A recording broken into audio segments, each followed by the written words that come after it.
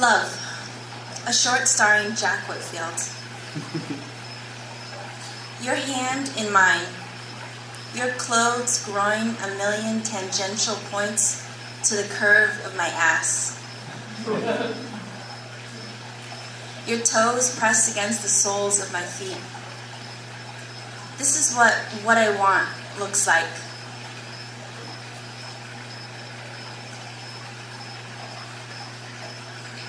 If only the physical manifestation of love could indicate falling in love. Love as evidenced in actions and despite words, if that were enough. In your arms tonight, I noticed that it is not. I really can't explain. What we have is not like being in love. Definitely we love each other.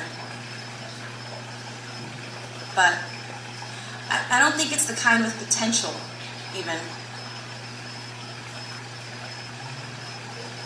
I like the way your hand feels, but I am not melted into it. I wrap my arm backwards over your thigh. It is scripted. You don't notice, or you do, but also you understand. This whole thing, the fact that sometimes you call me baby or babe, sneaking away from your friends to make love in your car, this whole thing, part of one dramatic, heartbreaking play.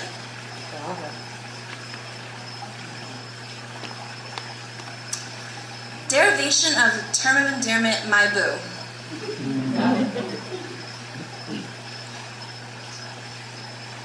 But isn't it obvious who the better choice is?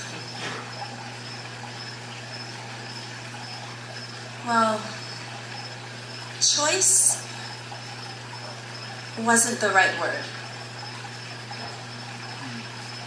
I'm still in love with Dante. I feel despicable acting like I'm ready to be in love with anyone else. Jack mulls this over the long car ride from Sacramento to San Francisco. Then he says, "Why do you insist on settling?" I lean my head against the cold window, close my eyes, and wait until he will no longer expect an answer. During sex, I am not pushing him away and his defenses are down.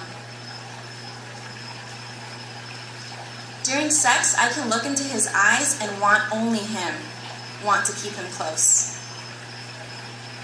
During and immediately after sex, I love him, so I held his head against my chest, offered so many tiny kisses on his dirty blonde hair, his perfect neck, offered, "Sometimes I think you should scare me." Oh.